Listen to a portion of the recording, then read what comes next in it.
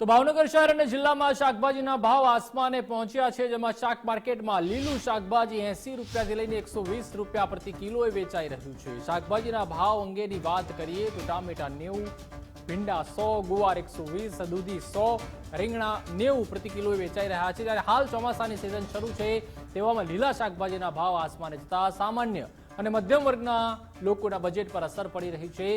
ભાવ વધારાના પગલે ગૃહિણીઓનું બજેટ ખોરવાઈ રહ્યું છે। हाल ચોમાસાની સિઝન શરૂ છે, તેવામાં લીલા શાકભાજીના ભાવ છે તે આસમાને ગયા છે।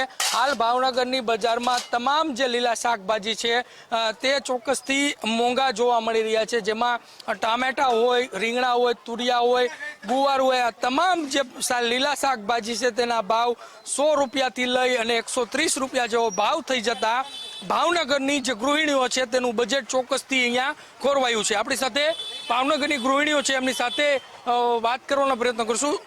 બેન, શું કહેશો, અત્યારે શું નામ છે તમારું અને બકાલું એટલું બધું મોંઘું થઈ ગયું છે, કઈ રીતના જોવો છો? મારું નામ મોસમ લોઢિયા છે, હું ભાવનગરની જ ગૃહિણી છું। હવે શાક આટલું બધું મોંઘું છે તો અત્યારે પહેલો પ્રશ્ન એ થાય છે કે 2 ટાઈમ શાક તો જોવે, નોર્મલ વસ્તુ છે ખાવા માટે। ભલે આપણે એમ કહીએ કે અમે 5 સ્ટાર હોટલમાં રોજ જમવા ન જઈએ કે ઘરે રોજ અમે બિરયાની કે પુલાવ કરીને ન ખાય, પણ વ્યવસ્થિત શાક રોટલી ખાવા હોય તો એની માટે પણ અત્યારે 10 વખત વિચાર કરવો પડે છે। એક બાજુ સરકાર એમ છે કે તમે બાળકોને હેલ્ધી જમાડો, તમે બાળકોને શાકભાજી ખવડાવો, પણ આમાં અત્યારે શાકભાજીના ભાવ જ એટલા છે કે બાળકો માગે તોય અમારે સામેથી કહેવું પડે છે કે ભાઈ ગાજર મોંઘા છે, કે ભાઈ ટમેટા મોંઘા છે। એમ એક સમય એવો હતો કે જ્યારે બાળકોને અમે નાસ્તામાં ટમેટા ને સેલેડ ને એ બધું ભરીને દઈ શકતા હતા કે એક તો વાતાવરણ એટલું ખરાબ છે, એમાં અમારે બહારનું ખાવાનું ને એવી રીતે બાળકોને ના પાડવી હોય તો એમાં શાક કેવી રીતે ખવડાવવું, એટલું મોંઘું છે। તો અને અત્યારે સામાન્ય તમે ડુંગળી કે બટેટા લેવા જાવ તોય એટલા મોંઘા છે, તો એમાં ફ્લાવર છે કે કોઈ પણ લીલોતરી શાકનું નામ લેવા જેવું જ નથી। તો આમાં એક સામાન્ય ગૃહિણી હોય એને તો બહુ તકલીફનો સમય છે। તો થોડુંક સરકારે, અમે અમારા પ્રતિનિધિ તરીકે વોટ દઈને આટલી સરકારને હેલ્પ કરીએ છીએ કે ભાઈ તમે અમારા પ્રતિનિધિ તરીકે આગળ આવો,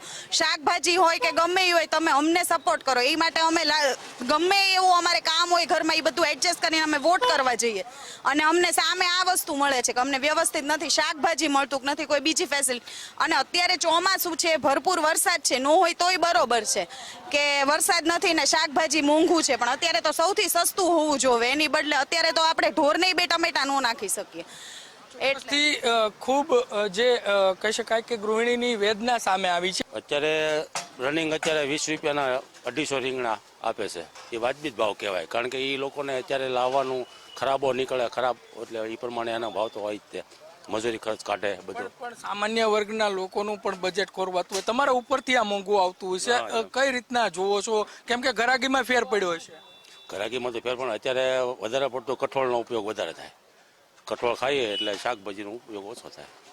ચોક્કસથી જે પ્રમાણે ભાવનગરની જે બજારો છે તે બજારોમાં લીલા શાકભાજી છે તેના ભાવ આસમાને જતા ભાવનગરના જે ગૃહિણીઓ છે તેનું બજેટ ચોક્કસથી અહીંયા ખોરવાયું છે। કેમેરા પર્સન તુષાર કામળિયાની સાથે કુણાલ બારડ, ગુજરાત ફર્સ્ટ, ભાવનગર।